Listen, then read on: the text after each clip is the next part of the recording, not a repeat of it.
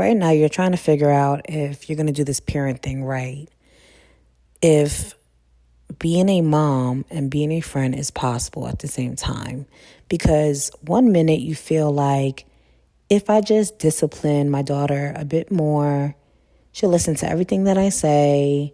I'm doing what I'm supposed to do as mom. That's what my mom did with me. Holding a tightrope, making sure that you're checking all the boxes. But then there's another part of you that feels like, if I do it the way my mom did it, what if my daughter just end up not liking me? Because you're just thinking about all the things that your mom has done in the past and just thinking to yourself, that's not who I wanted to become for my daughter, right? And so that's what the conversation is going to be about today.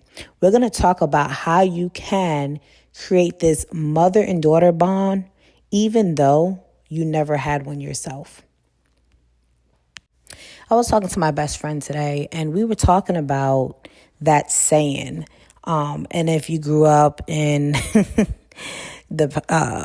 as a millennial, right? I was born in 1992. My best friend, she's 10 years older than me, but we're both millennials. And we were talking about how back in the day, we kept hearing our mom say, I'm not one of your little friends. And for me, I don't like that. I don't like that saying, and I know this is a controversial thing because this is something that's trending right now on social media. Everyone wants to, follow this trend with that saying on their reels and everything like that. But for me, it just rubs off on me the wrong way. And I'm going to tell you why.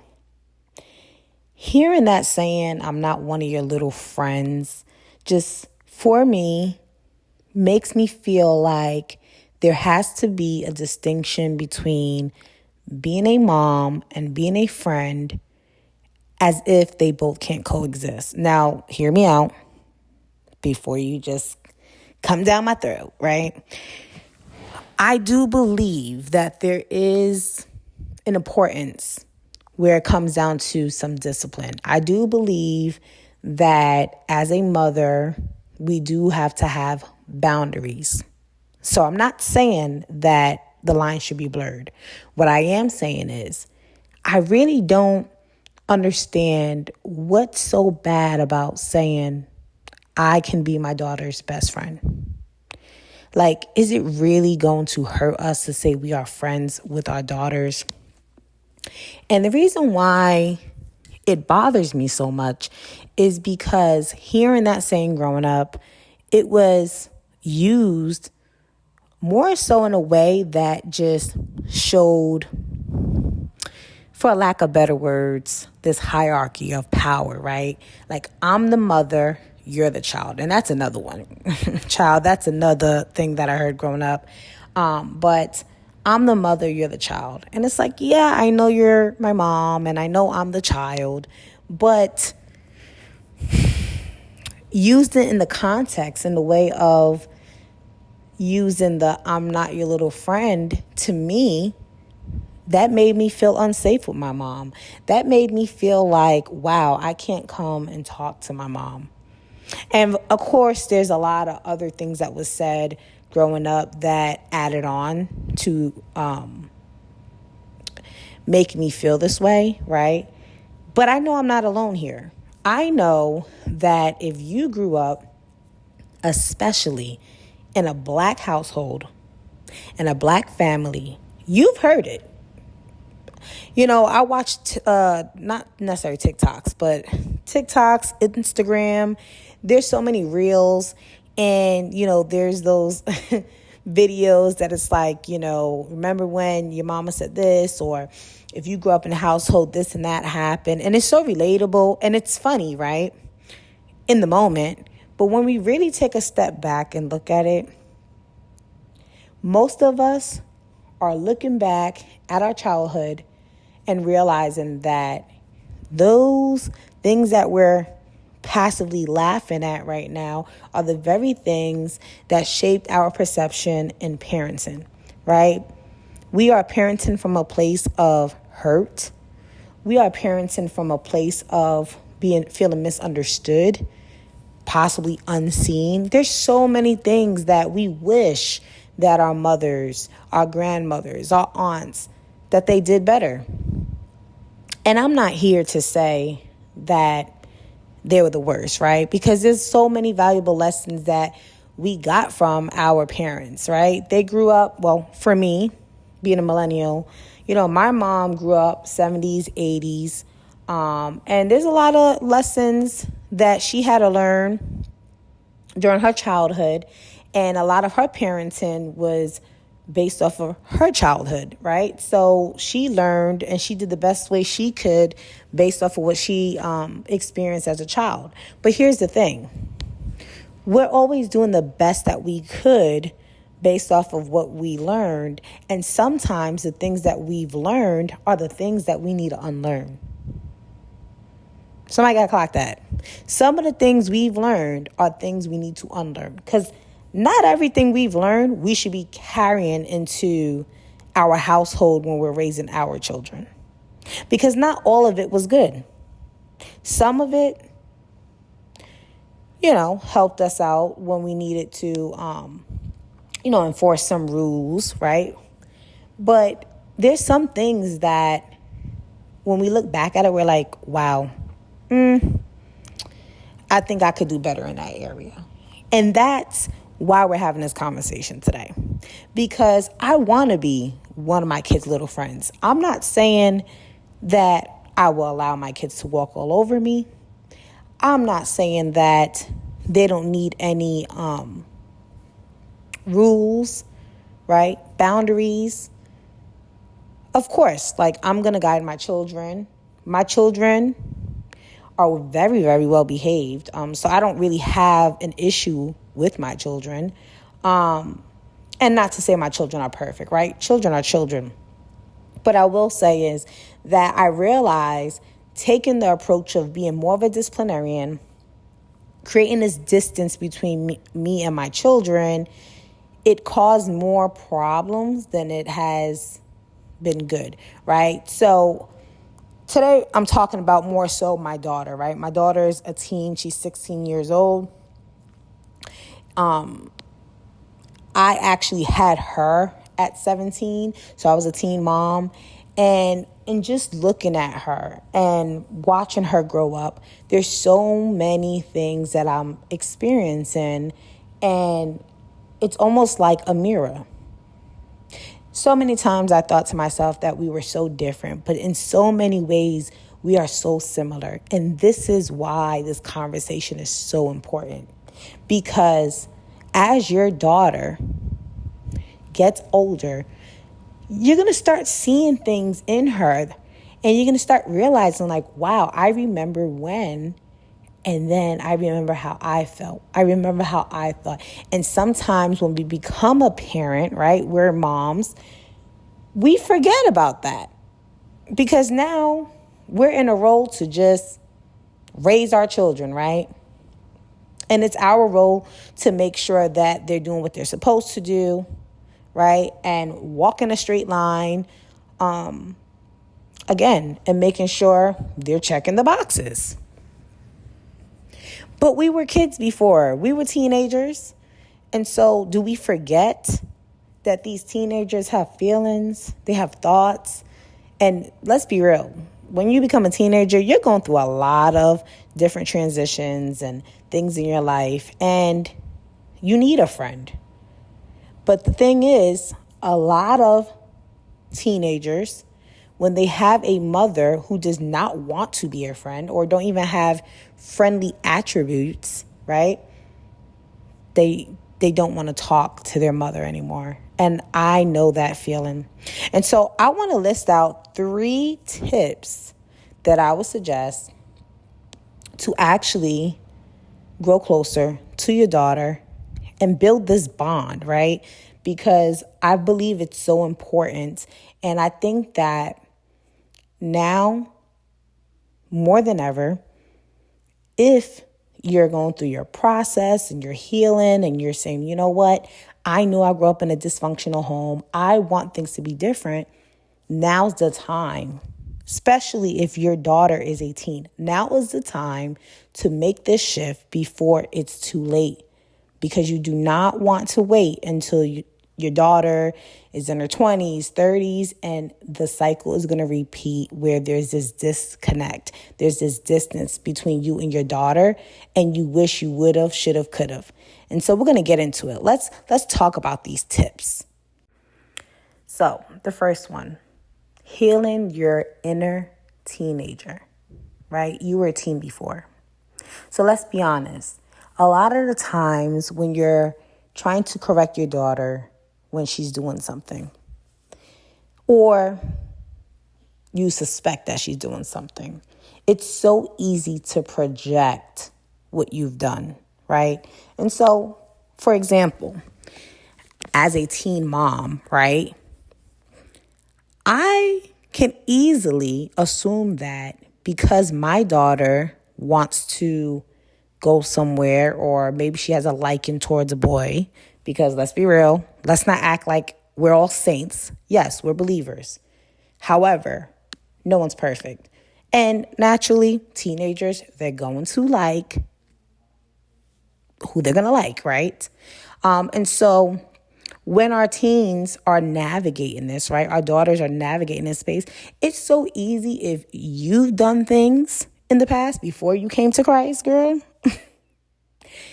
You may assume that your daughter is doing the same thing. You're thinking about all your mistakes. You're thinking about all your shame. And you're just like, wait, hold up. Is my daughter doing this? Because if she's doing this, oh, it's going to be a problem, right? And you fear that because you know that you've made mistakes in the past before you became a believer and you surrendered your life to Christ. You know that you probably was out there in them streets. And that is hard. That's a hard pill to swallow, because when I look at my daughter, I always think, okay, well, you know what? I had her at 17. But I also have to remember, because I'm saved, right? Because I surrender my life to Christ, because I'm shifting the narrative and I'm creating a space where I could communicate with my daughter, I don't have to worry about her doing the things that I've done. It's not fair for her to pay the price for what I've done in the past, right? And so that's the first thing. Like, are you healing your inner teenager before you accuse your teen, right? Are you parenting from a place of fear, or you're parenting from a place of transparency, openness, communication, a healed place?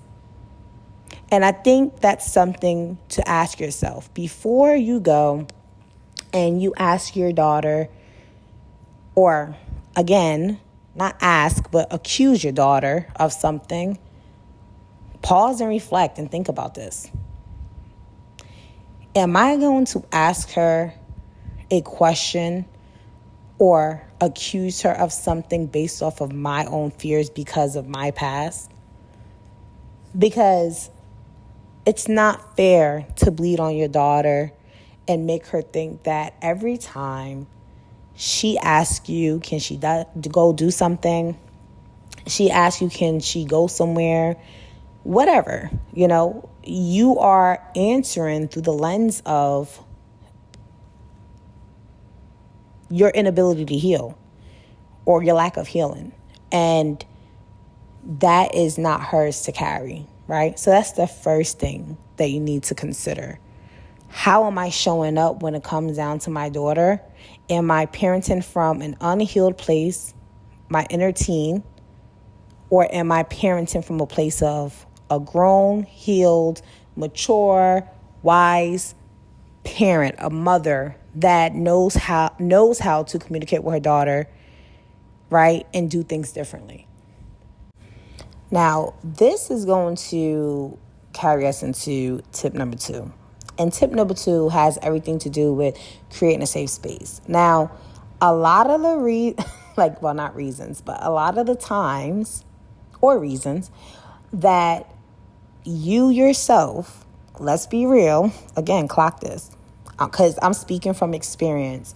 A lot of the times, the reason why you did not talk to your mom is because she didn't create a safe space. She told you that you can tell her anything, and yet the minute that you wanted to go tell her something, there was a consequence right away, or she didn't let you speak. How many times did your mom say, oh, you can tell me anything, you don't got to worry about it? Or not only that, was she repeating everything that you told her to your aunties, your uncles, your grandmama, her best friend? Everybody and their mama knew what was going on with you. Did you feel like it was a safe space? Like, really think about that.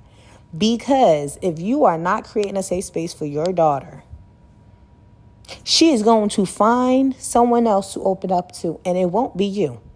She will hide things from you. I've learned that I want my daughter to come running to me about any and everything.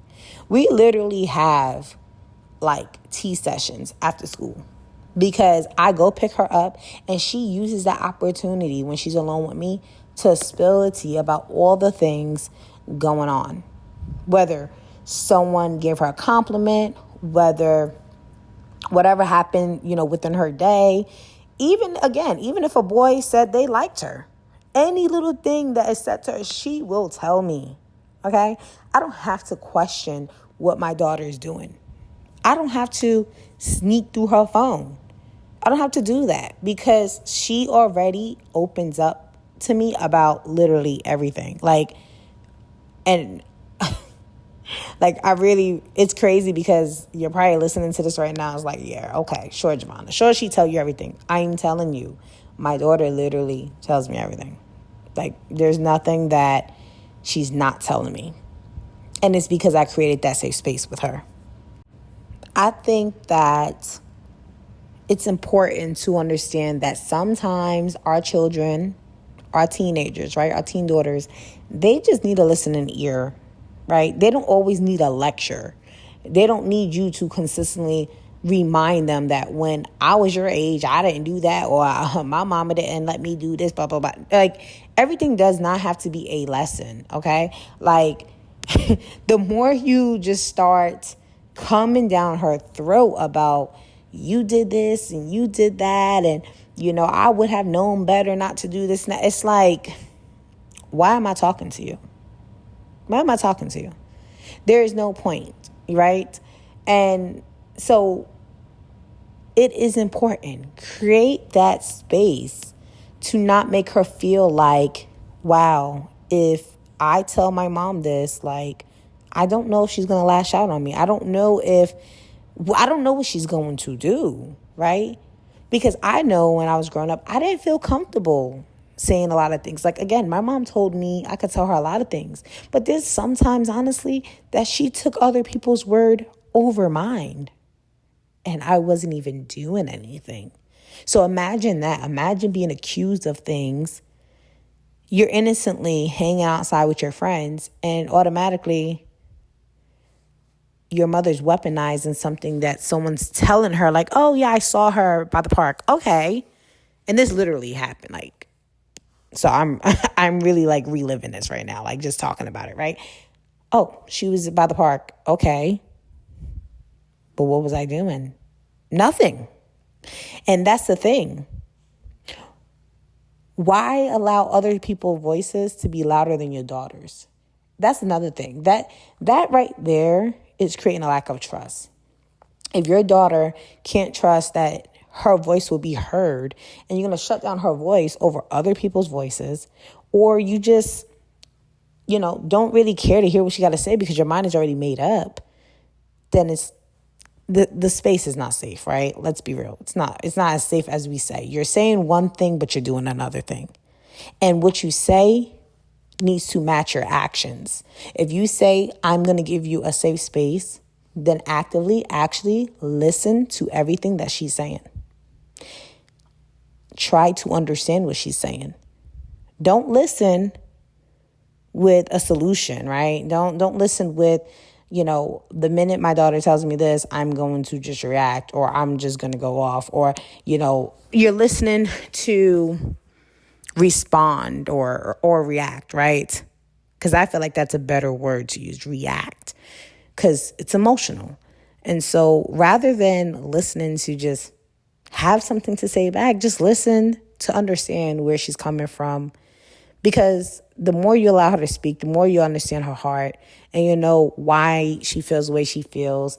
And then you guys can navigate whatever that is and have a conversation, more communication. Not just lashing out, snapping to the point that she's like, you know what, I'm just going to shut down. I'm not going to talk to my mom, because there's no talking to you. So that was tip number 2. So tip number 3.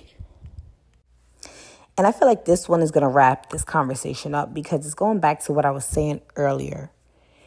You are a mother, right? But you can also be her friend.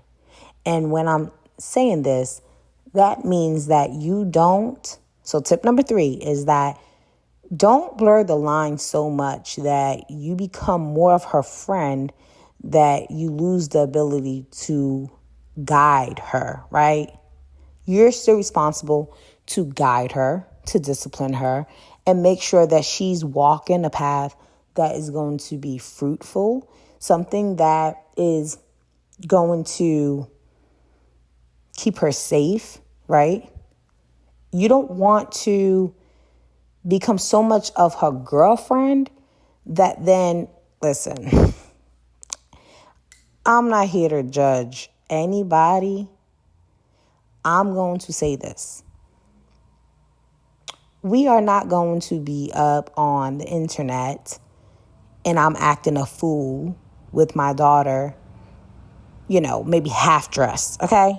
I'm not doing that. I'm not doing that. Now, of course, over here, we're women of God, and so we don't need to be going around, doing the things of the world. But what I'm saying is, it's people obviously that choose to do things like that, right? Like they want to go party with their daughters, and they want to be half dressed on the internet and things like that, or they're talking about things that may not even be appropriate for a mother and daughter relationship. So that is not what I'm saying, right? That's not what I'm saying when I say be a friend to your daughter. What I'm saying is be a confidant to your daughter. Be a safe space. Have communication.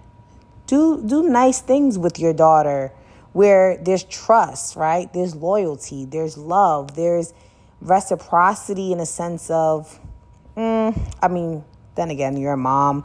You're going to be pouring into your daughter more than she's going to pour into you, right? So let's keep it real. But what I'm saying is, you can have nice brunch dates at some point with your daughter. You can go on vacations with your daughter. There's a lot of things you could do with your daughter, because, again, you don't want to wait until she's an adult and then she wants really nothing to do with you, right? So you want to start creating that space now, but because she's a teenager, there may be things that she want to do that you can't just say yes to, because it wouldn't be in her best interest. And so make sure that you're not blurring the lines to the point that there's no boundary set at all, because that would be a big mistake. Oh, I almost felt like I said steak, but no, I was saying mistake. That sounds bad, right? But you don't want to sit there and just be a yes man. I've heard that term before. I don't know if you have, but you don't want to just say yes for everything and just say, well, okay, you want to go out and you want to hang out with your friends, and the friends are out to 1 a.m, right? We're not doing that. Oh, you want to wear that outfit because you like it. Oh, girl, you look so good. This not. No, if it's not appropriate, she's not wearing it, right? So we're not going to, again, cross boundaries, blur lines. I'm simply saying that you can be the person that your daughter literally wants to pour her heart out to.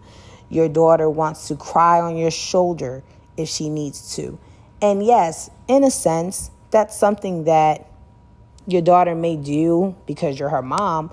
But it's like I said recently on a post, don't be the mom that your daughter sees as loving or caring about out of obligation. Like, I don't want to be that mom. I don't want to be the mom that my daughter just, is just, well, I love my mom. That's my mom. Or, I'll give my mom these flowers for Mother's Day. I mean, she is my mom. Like, no, I want my daughter to actually enjoy spending time with me, enjoy my presence, and not feel like, well, I'm obligated because she gave birth to me. Like, there's no honor in that. Like, there's nothing good in that situation where, you're tolerated, or what can I do? I'm going to do this and that and put up with this and that. That's my mom. No. No, ma'am. That's not what the aim is, right? Because, again, I don't know about you, but if you're listening to this episode, that means you actually care about building that bond with your daughter. You want what you never had in your mom. And so I hope that these tips help you. I hope that you feel seen, you feel heard and understood, because mama, you're not the only one that's going through this. There's so many women out there right now hurting, wishing that they had a mom that they could talk to, cry to, and a lot of the things that they done that they're looking back on now, they just wish that they could have spoke to their mom about it and they probably would have made less mistakes. But that doesn't have to be your baby girl. That doesn't have to be your teen daughter, your teenager. She's navigating through the hardest times right now of her life. But with a mom like you that's willing to shift the whole narrative, and you want to be the one to break this toxic cycle, she won't have to worry about doing everything by herself. She will have you there supporting her throughout all her teen years and for the rest of her life, knowing that she has a mom that loved her enough to make a difference. So, if this episode benefit you in any way and you believe that it can help somebody else, share this with a friend, another mama that needs to have this conversation, because it's so important that we spread this message, because our daughters are the future, right? They're the future, and we want our daughters, our grandkids, and generations to come to have a better family dynamic than we did, right? And so share this with someone you know, and until next time, I'll see you in the next episode.